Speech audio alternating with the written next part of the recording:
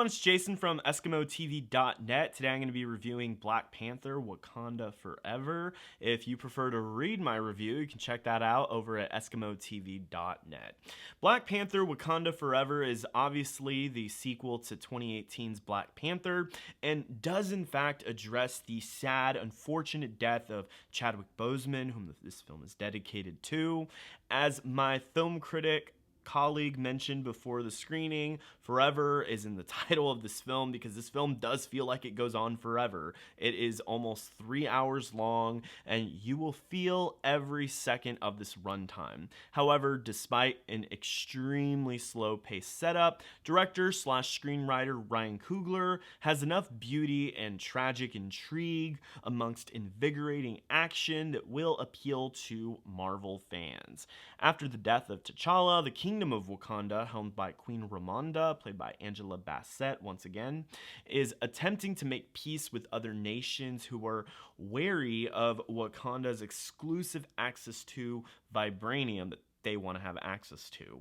Meanwhile, the powerful king of Talokan, Namor, who's played by Tenoch Huerta, emerges as a threat to the entire world, but welcomes Wakanda to join him.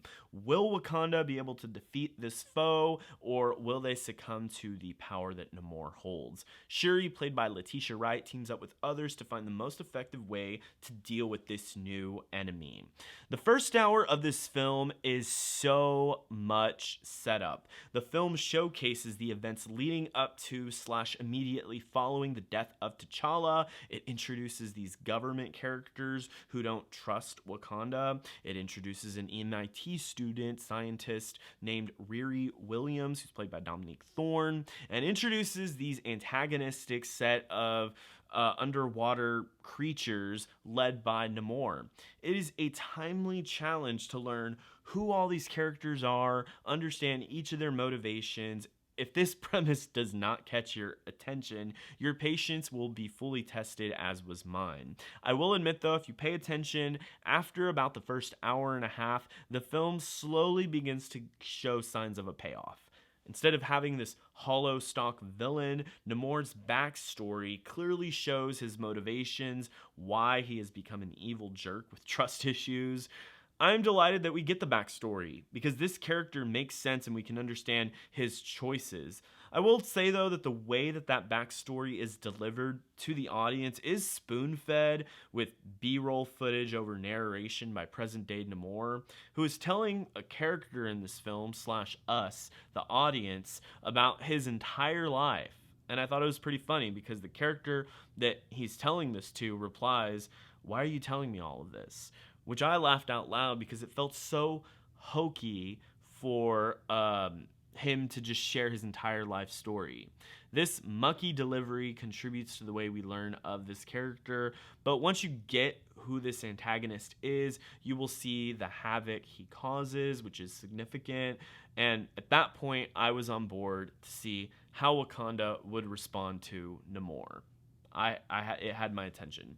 The movie starts to become interesting during that last hour when the character choices truly begin to move the story along. Angela Bassett gives a wonderful performance, showcasing grief, and you can see the pressure that she's feeling to do what is right for the kingdom of Wakanda. Letitia Wright has many scenes that demand emotional responses from her, like she's crying in every other scene, and I truly felt empathy for her character. She struggles to do what is right, and she wants to do what is right and at the same time not bring harm to anyone around her.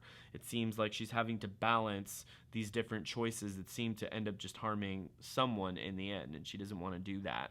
She's also managing her grief as well, which is a giant theme that this film focuses on after the death of T'Challa.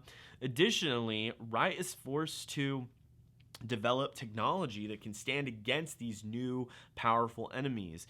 And one of the takeaways I took from her rapid development of this technology was that pain and struggle will expedite any goals one has and produce growth and fruit in life. And so I thought that was interesting to see that when problems strike, she's able to go to develop this new technology that she may not have been able to develop otherwise. Letitia Wright and Dominique Thorne, once again, this is Shuri and Riri, the MIT student. They share great chemistry with each other, working together as co-warriors. Denai Guerrera plays Okoye, who is a warrior that endures hardships based on decisions that don't go the way she intended, and it's pretty interesting to see how she responds to that. Lupita Nyong plays Nakaya, who has been separated from Wakanda for a few years, and this aspect explores how conflict can bring you back to a family you were separated from. There's much to appreciate in this film, and if you have the patience to endure that lengthy setup and the story aspects that may have been able to be refined a bit more, there's a solid story underneath all of that to appreciate that is well acted and explores grief deeply.